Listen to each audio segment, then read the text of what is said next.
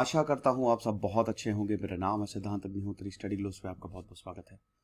Market crash हो गया दोस्तों, तो हम बात करेंगे क्यों हुआ है, इसका रीजन क्या और आपको करना क्या चाहिए।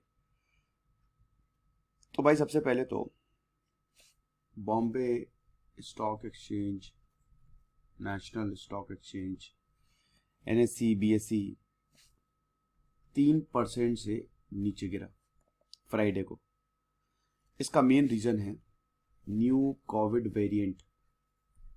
ये जो नया कोविड वेरिएंट आया है ओमिक्रॉन, जिसका नाम दिया गया है डब्ल्यूएचओ ने, जिसने पूरी दुनिया में बैंड बजा रखी है। क्या विश्वास करेंगे कि जर्मनी में 72,000 केसेस आए, 374 लोगों की मौत हो गई है एक दिन में जर्मनी में। भारत में भी केसेस बढ़ रहे हैं, बहुत बुरी हालत होने वाली है, हमको बहुत ध्यान रखना पड़ेगा। बड़ी बात यह है कि ये आपने 2 डोजेस भी लगवा ली वैक्सीन, लेकिन उसके बावजूद ये वाला वेरिएंट आपको बहुत ज़्यादा प्रॉब्लम करेगा। उसके बावजूद इजराइल में तो भाई ये बोल दिया, बल्कि वहाँ पे सब लोग वैक्सीनेट हो गए हैं कि we are on the verge of emergency. उनके प्राइम मिनिस्टर नफ्ताली बेनेट ने ये बोला है। अमेरिका ने, देखिए साउथ अफ्रीका से है, तो अमेरिका ने 8 अफ्रीकन देशों पे बैन लगा दिया है। बैन इन द सेंस कि यहाँ पे फ्लाइट कुछ नहीं उड़ सकती। तो अमेरिका के इन्वेस्टर्स वैसे ही डरे हुए हैं, ठीक है। तो अब वही है कि ये कुछ फैक्टर्स हैं जिसकी वजह से पैसा वापस ले लिया। भाई स्टॉक मार्केट गिरता क्यों है? आपने पैसा लगा दिया, जैसे आपने कोई शेयर आया, आपको लग रहा है कि यार वाह क्या फ्यूचर है, सब कुछ बढ़िया है, मार्केट बढ़िया है, इस समय एनवायरमेंट बढ़िया, अच्छी पार्टी है, पॉलिटिकल पार्टी है। जैसे जब बीजेपी आए थे, तो जब 2014 में नहीं, बीजेपी तो एकदम से शेयर मार्केट ऊपर गया था, तो एक अच्छी चीज होती है। इसका मतलब यही है कि अगर ये सब है तो लोग अपना पैसा मार्केट में डालेंगे ना, शेयर्स में डालेंगे, तो यानी कि स्टॉक मार्केट ऊपर जाएगा। लेकिन अगर कुछ अनसर्टेनिटी है, जैसे अभी कोविड-19 आ गया है, अभी नया वेरिएंट आ गया है, तो जाहिर सी बात है रिस्ट्रिक्शंस लग सकते हैं। अनसर्टेनिटी है तो लोग अपना पैसा निकालने लगेंगे, और अगर अपना पैसा निकालने लगेंगे तो मार्केट क्रैश होगा, मार्केट नीचे गिरेगा। तो ये सिंपल सा लॉजिक, आई होप इसमें आपको कोई दिक्कत नहीं है। तो सबसे पहला सवाल यही है, क्वेश्चन 1, कि कितना गिरा है। ठीक है, सेंसेक्स जो है वो 1687 पॉइंट्स तक गिर गया है, ठीक है। और निफ्टी जो है वो 509 पॉइंट्स तक गिर गया है। तो ये इस हफ्ते सेकेंड टाइम है, दूसरी बार है जो क्रैश आया है। इस हफ्ते निफ्टी ने लगभग 2100 पॉइंट्स जो है वो खो दिए, मतलब लगभग 3.5% निफ्टी के चले गए। ये सेंसेक्स का था, सॉरी, सेंसेक्स ने 3.5% तक खो दिया है, ठीक है। अब ये गिर क्यों रहा है? सबसे बड़ी बात ये है, इसका मेन कारण है नया वेरिएंट ओमनिक्रॉन। नाम बहुत बढ़िया दिया, ट्रांसफॉर्मर्स वो नहीं, मेगाट्रॉन, डिसेप्टिकॉन्स, नाम बड़ा अच्छा दिया है। तो जो यूरोप में लगातार केसेस बढ़ रहे हैं, इसकी वजह से मार्केट गिर रहा है, ठीक है।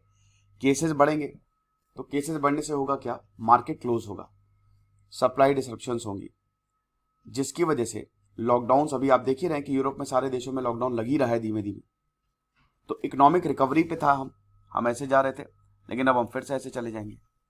तो ये जो इकोनॉमिक रिकवरी हो रही थी ये वापस नीचे चली जाएगी, जिसकी वजह से दिक्कत होने वाली है। भारत में भी कंसर्न्स देखने को मिल रही हैं, है ना। तो ये सबसे बड़ा कारण है। दूसरी चीज, अमेरिका में, ये तो पहला हो गया, ठीक है। दूसरा पॉइंट ये है इन्फ्लेशन। क्या गजब घटिया राइटिंग है मेरी। अमेरिका में जो है वो इन्फ्लेशन महंगाई बढ़ रही है, ठीक है ना। तो इसीलिए अमेरिका के इन्वेस्टर्स, भाई अमेरिका में कुछ भी होगा, ठीक है, इन्फ्लेशन आएगा। अब जैसे इन्फ्लेशन आ गया तो फेडरल रिजर्व्स ने इंटरेस्ट रेट बढ़ाए हैं, इन्फ्लेशन, जिसकी वजह से वापस पैसा निकाला जा रहा है। जो इन्वेस्टर्स है ना, अमेरिका में कुछ भी होगा, कुछ भी गड़बड़ होगी तो पैसा इमर्जिंग इकोनॉमी से निकाला जाएगा। तो एक तो ये, क्योंकि अगर अमेरिका जो है वो, उसने अपने स्टिमुलस प्रोग्राम लॉन्च किया है, ठीक है। तो अब अगर अमेरिका जो है ये अपनी पेस बढ़ाता है, और अगर ऐसे ही रेट्स बढ़ाता रहेगा, ठीक है, तो फंड्स बाहर जाएंगे, जिसकी वजह से स्टॉक मार्केट इंपैक्ट होगा। पिछले 3 ट्रेडिंग सेशन में फॉरेन पोर्टफोलियो इन्वेस्टर्स एफपीआई ने लगभग 14,700 करोड़ रुपए निकाले, पता है, इंडियन इक्विटी से, जिसकी वजह से इंडाइसेस डिक्लाइन हुआ है। ये चीज है। तो ये 2 कारण है। क्या ये कंटिन्यू रहेगा? अगला सवाल, विल दिस वीकनेस कंटिन्यू? देखिए, मार्केट्स जो हैं medium to long term rise कर सकते हैं, लेकिन दोस्तों ये दिसंबर तक आप समझिए it will remain under pressure.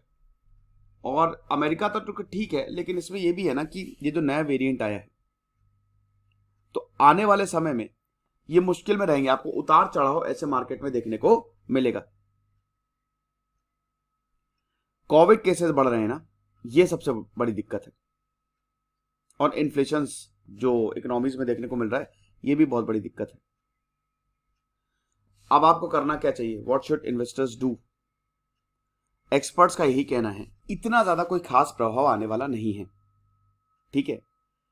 ये नियर टर्म कंसर्न्स हैं, है ना, मतलब थोड़ा अभी कंसर्निंग है, लेकिन लॉन्ग टर्म में एज सच कोई प्रॉब्लम आने वाली नहीं। क्योंकि देखिए, भारत की economy is on track. Bharat की economy is on track. Domestic recovery हो रही है, डोमेस्टिक इकोनॉमिक रिकवरी हो रही है। वैक्सीनेशन अच्छा है, भारत में 30% से ज्यादा लोग वैक्सीनेट होगा। और अच्छी बात यह कि भारत में ज्यादा केसेस नहीं आए हैं। भारत में थोड़े से अभी 10,000 कल केसेस आए, लेकिन वही है ना कि भारत में अभी तक ये वेरिएंट आया नहीं है। अब ये भारत सरकार पे बहुत ज्यादा डिपेंड करेगा कि कैसे वो इसमें रोक टोक लगाती है जो बाहर से लोग आ रहे हैं। लेकिन वही है कि भारत में एज सच अभी तक दिक्कत देखने को नहीं मिली है, तो लॉन्ग टर्म में कोई दिक्कत होने वाली नहीं है, ठीक है, अनटिल एंड अनलेस अगर फिर से बहुत ज्यादा केसेस आने लगे तो। सो इन्वेस्टर्स जो हैं वो यहां पे रहेंगे। लॉन्ग टर्म इन्वेस्टर्स तो अपनी होल्डिंग सेल नहीं करने वाले। हाँ, अगर कोई इन्वेस्टर्स को, अब भाई देखो वही है कि अब अमेरिका में इन्फ्लेशन आया, इंटरेस्ट रेट बढ़ा है, तो वो जाहिर सी बात अपना पैसा निकालेंगे ही निकालेंगे।